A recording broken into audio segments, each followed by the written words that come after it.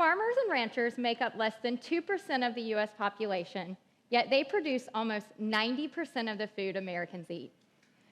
Every year, American adults consume over 500 billion pounds of food.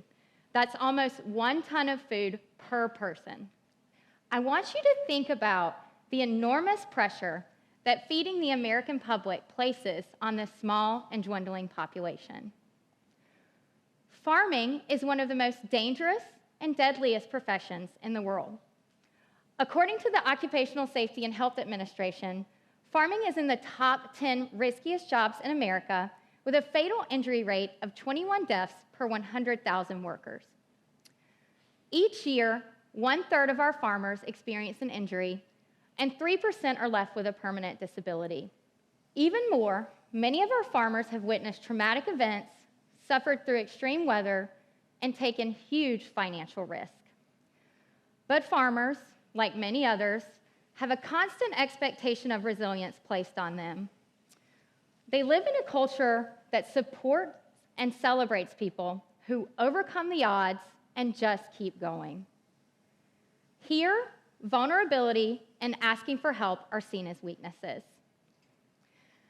As a public health clinician, I've traveled throughout Georgia and conducted in-depth interviews with more than 30 farmers. It is my job to study the health of our populace from every angle, and what could be more important than the health of the people who feed our entire population. If our farmers are doing poorly, then America is in trouble. What I've learned through my interviews is that our farmers are burdened not only with the responsibility to feed our entire population, but they are also cursed with the expectation to do it no matter the cost to their own well-being. The pile of stressors, paired with the lack of resources and support, is leading to a mental health crisis in a population that needs to be healthy for all of us to eat and survive. So here's a story about a farmer. Let's call her Sarah. She's a farmer in central Georgia striving to carry on a tradition, a family tradition, 3 generations in the making.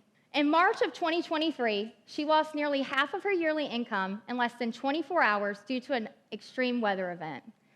An unexpected frost and freeze destroyed her crops. Consequently, this year, her farm is operating on a razor's edge between financial viability and ruin, and she's not sure how many farmhands she can hire for the upcoming season.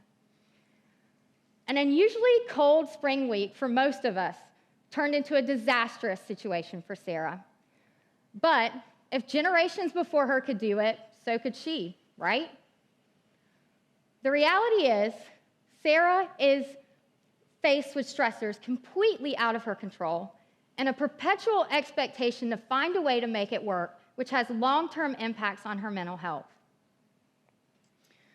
The unfortunate reality is American farmers are experiencing high rates of generalized anxiety, depression, and death by suicide. According to the National Rural Health Association, the suicide rate among farmers is 3.5 times higher than the general population. And from 2000 to 2018, there was an increase of almost 50% in rural suicides. Add to this, many of our farmers face barriers to seeking care. Most farmers live in rural areas where mental health resources are scarce, and self-employment makes insurance even scarcer.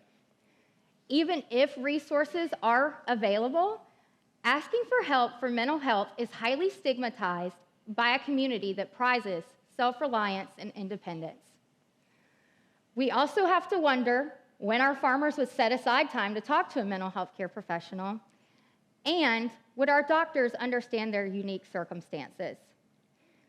Instead, our farmers are seeking refuge through alcohol and substance use.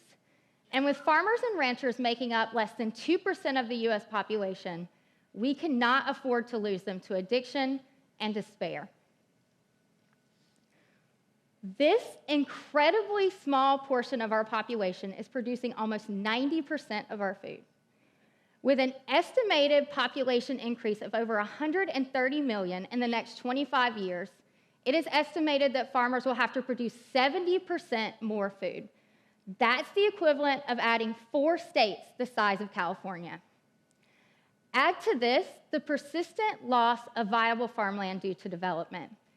Every day, an estimated 9 square miles of rural land are lost to development. The weight of these statistics is great, but even greater when you think about the disappearing farmer. Many young people lack interest in carrying on the family farming tradition, and first-generation farmers are few and far between. And so, we must take care of the farming community that is currently working hard to put food on our table. And we have to be more supportive and vigilant of those around us that we expect to be resilient, like our farmers. Because when mental health issues emerge for them, they're more likely to slip through the cracks and go unnoticed, and that could lead to extreme outcomes. Now, I'm not a farmer, but I'm from Madison County, a rural area in northeast Georgia where being tough and independent was an absolute necessity. I've been told for years now that I'm a resilient person, and I've worn it like a badge, much like the farmers that I've interviewed. But what I didn't realize until I started this research was how much damage I was doing to my own well-being by creating a narrative and identity around my grit. I've lost 2 brothers to substance use disorders. Another one of my brothers disappeared after experiencing homelessness, and my mother died from early onset Alzheimer's right as my career started. I never talked to anybody about how I felt. I didn't even tell people around me that my brothers died. I didn't ask for help even though I needed it. I remember thinking that if I let myself feel too much that I couldn't be successful. I was terrified that my feelings would be my undoing. That if I asked for help, people around me would perceive me as weak. So I placed more value in what I did versus how I felt. And recently, I've experienced issues from the burden of carrying the scars and trauma of my life without getting help. Now, I tell this story because it's my way of understanding the cost of resilience. Resilience can be useful in helping people adapt to uncomfortable or hard situations, but it can also make people tolerant of unpleasant circumstances. In my experience, the price paid is often the devaluation of emotion and the tolerance of unnecessary distress. But I hope there's a future where we could come together and redefine resilience. Because what if resilience was signified by seeking help when we needed it? What if taking care of yourself and your mental well-being by talking about your struggles was seen as a resilient move? What if we realized that we shouldn't applaud anyone for constantly striving in an environment deprived of resources? Now, we can all agree that we need our farmers healthy and thriving now and in 25 years. But we cannot let them rely on resilience alone to keep them going in our changing environment. We must step in and provide help and resources, and we have to work harder to destigmatize mental health in rural areas. If we don't take action, we will all feel the impact, but that's not enough. Everyone in the community has to be willing to have open and honest conversations about mental health. This includes family members, pastors, feed store managers, bankers, politicians, and doctors. It starts with you being open and honest with the people around you about how you feel. Part of reducing stigma is listening and connecting. And our poor coping strategies arise from disconnection, and our hopelessness is rooted in our inability to be vulnerable.